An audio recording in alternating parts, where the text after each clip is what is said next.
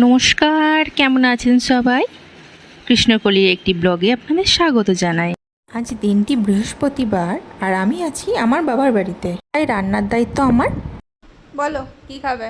বাসন্তী পোলাও, আলুর দম খাবো। তো মায়ের আবদারে আজ বানাচ্ছি বাসন্তী পোলাও আর আলুর দম। প্রথমে চালটাকে ভালো করে ধুয়ে তার মধ্যে একটু ঘি দিয়ে সামান্য হলুদ দিয়ে আধ চামচের একটু বেশি আদা বাটা দিতে হবে। আচ্ছা, আমি কিন্তু পরিমাণটা 250 চালের জন্য বলছি।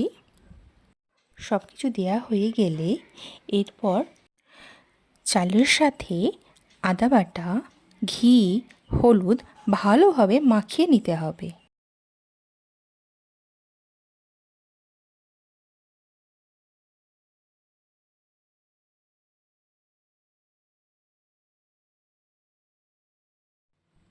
সব কিছু মাখানো হয়ে গেলে আপনারা ঢাকা দিয়ে সাইডে 15 মিনিট মতো রেখে দেবেন।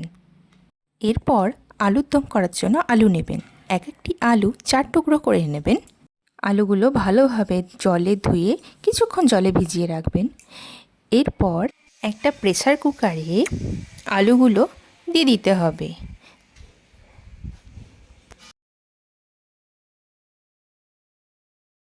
আলুগুলো দেওয়া হয়ে গেলে তার মধ্যে কিছুটা পরিমাণ হলুদ, জল, কিছুটা নুন দিয়ে নাড়াচাড়া করে নেবেন। নাড়াচাড়া করা হয়ে গেলে এরপর প্রেসারে ঢাকনা লাগিয়ে 3টে সিটি দিয়ে নেবেন।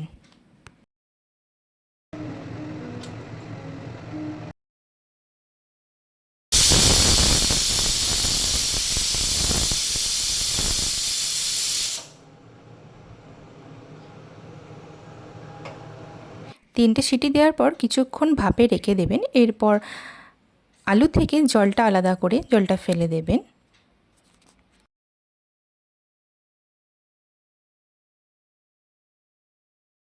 এরপর কড়াইয়ে তেল দিয়ে কিছু গোটা মশলা দিয়ে দেবেন, যা আমি ডেসক্রিপশান বক্সে লিখে দেবো পরিমাণটা। এরপর মশলাগুলো ভাজা ভাজা হয়ে গেলে তাতে দিয়ে দেবেন কাঁচা লঙ্কা। এখানে 3টে কাঁচা লঙ্কা চিড়ে দেওয়া আছে। লঙ্কাটা ভাজার সময় গ্যাসের ফ্লেমটা হালকা করে দেবেন, না হলে তেল ছিটকাতে পারে। এবারে কড়াইয়ে 1 চামচ আদা চিড়ে বাটা দিয়ে দেবেন। সেটা কিছুক্ষণ নাড়াচাড়া করার পর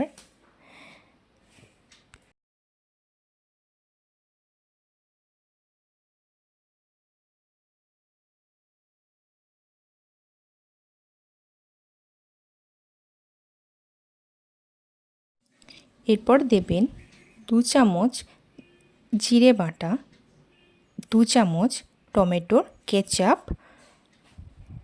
এক্ষেত্রে একটা কথা বলে রাখি, আপনারা টমেটো কেচাপের বদলে টমেটো বাটাও দিতে পারেন। আমার বাড়িতে ছিল না বলে সেদিন দিইনি। এরপর 2 চামচ গোলমরিচ গুঁড়ো দিয়ে ভালো করে নাড়াচাড়া করে 2 চামচ হলুদ গুঁড়ো দিতে হবে, কিছুটা কাশ্মীরি লঙ্কা গুঁড়ো আর এটা হোমমেড একটি মশলা যা মা তৈরি করে, সেটা দিয়ে বেশ খানিকক্ষণ নাড়াচাড়া করে নেবেন।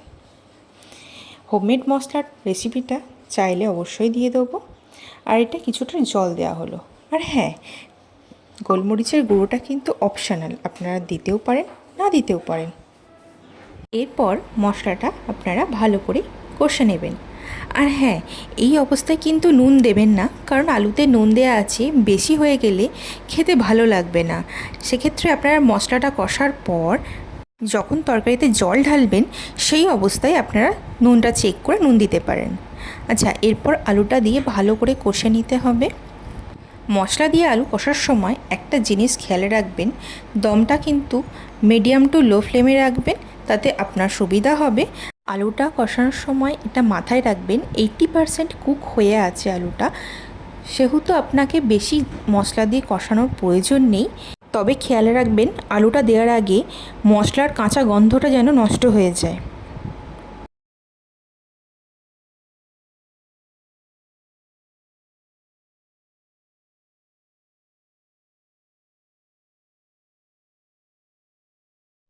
মশলা কষানো হয়ে গেলে আলু দিয়ে চেষ্টা করবেন যে জলটা দেবেন সেটা যেন কুসুম কুসুম গরম জল হয়, এতে রান্নার স্বাদ বাড়বে। যদিও এটা আমার নিজের রেসিপি নয়, এটা আমার মায়ের হাতে স্পেশাল আলুর দম, যেটা নিরামিষ সম্পূর্ণ। মিনিট 10 পর একবার ঢাকা খুলে চেক করে দেখে নেবেন। যদি জলটা কমে যায় তখন কিছুটা আলু গলিয়ে দেবেন, যেটা আমার মা করে দিচ্ছে, কারণ মায়ের হাতের স্বাদ ছাড়া তো রান্নার খেতে সুন্দর হয় না।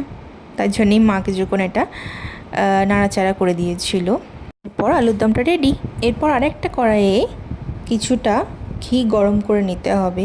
এখানে 1 চামচ ঘি দেওয়া আছে, এর মধ্যে কিছু কাজু বাদাম কিশমিশ দিয়ে বেশ খানিকক্ষণ নাড়াচাড়া করে নেবেন। কাজু বাদাম আর কিশমিশটা একটু লাল লাল করে ভেজে নেবেন।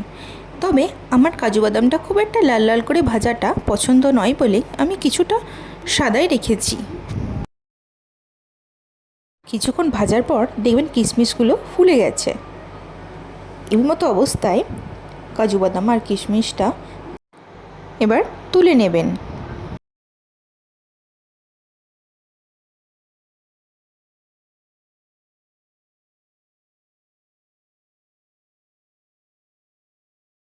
বাদামগুলো তোলা হয়ে গেলে এবার ওই ঘিয়েতেই কিছু গোটা ফোড়ন দিয়ে দেবেন।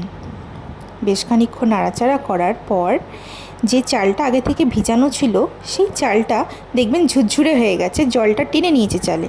সেই চালটা এবার দিয়ে দেবেন, দিয়ে বেশ ভালো মতো কিছুক্ষণ ভাজবেন, যতক্ষণ না চালের রং পরিবর্তন হচ্ছে। আপনারা নিজেরাই বুঝতে পারবেন একটু সাদা সাদা ভাব হয়ে আসবে। সেই মতো অবস্থায় এ থেকে করে রাখা গরম জল দিতে হবে। আচ্ছা, জলটাতে হাত দিতে পারবেন সেই রকম জল নেবেন, মানে কুসুম কুসুম গরম জল যেটাতে আপনি হাত দিতে পারবেন, কারণ এইখানে জলের মাপ কিন্তু আমি 1.5 কর রেখেছি। এরপর ঢাকা দিয়ে দেবেন। ঢাকা দিয়ে কিছুক্ষণ অপেক্ষা করবেন, মিনিমাম 5 থেকে 7 মিনিট কি 10 মিনিট, আপনার চালের ওপর নির্ভর করছে। এরপর ঢাকনা খুলে কিছুটা চিনি দেবেন। চিনির পরিমাণটা দেখুন, এখানে আমি 5 চামচ নিয়েছি। এরপর আরও কিছুটা চিনি, মানে 1.5 চামচ মতো চিনি আরও পরে আমি দিয়েছিলাম। আপনারা আপনাদের স্বাদ অনুযায়ী চিনি দিতে পারেন। আমি একটু চিনিটা কম খাই, বা আমাদের বাড়িতেও চিনিটা কম খাই বলে আমরা একটু চিনিটা কমই দিয়েছিলাম। আপনাদের যতটা পরিমাণ লাগবে আপনারা সেই হিসেবে চিনি দেবেন। আচ্ছা, চালটা কিন্তু খুব বেশি নাড়াচাড়া করবেন না, এতে চালটা ভেঙে যাওয়ার চান্স খুব বেশি থাকে। আর হ্যাঁ, আমি একটা জিনিস দিতে ভুলে গিয়েছিলাম, যেটা আমি পরে অ্যাডও করেছি, ভিডিওতে দেখবেন। এই অবস্থাতেই কিন্তু বাদামটা দিয়ে দেবেন, এতে বাদামটা পুরোপুরি সেদ্ধ না হয়ে গেলেও টেস্টটা খুব ভালো আসে। বাদাম দেওয়ার পর কিছুক্ষণ ঢাকা দিয়ে রেখে দেবেন। ঢাকা দিয়ে প্রায় 5 মিনিট রাখার পর দেখবেন পুরোপুরি ঝুরঝুরে হয়ে গেছে আর ভাতটাও রেডি। এবার দেখে নেওয়া যাক যার আবদারে এই রান্না তার কেমন লেগেছে। কেমন আছে? আমার মনে হয় কষ্ট করে রান্না করার পর এই শান্তিতে খেতে দেখাটাই আসল প্রাপ্তি। যদিও আমিও একটু ট্রাই করেছিলাম দুপুরের খাবার, আমার তো বেশ ভালো লেগেছিল। কেমন লাগলো জানাতে ভুলবেন না। Thank you.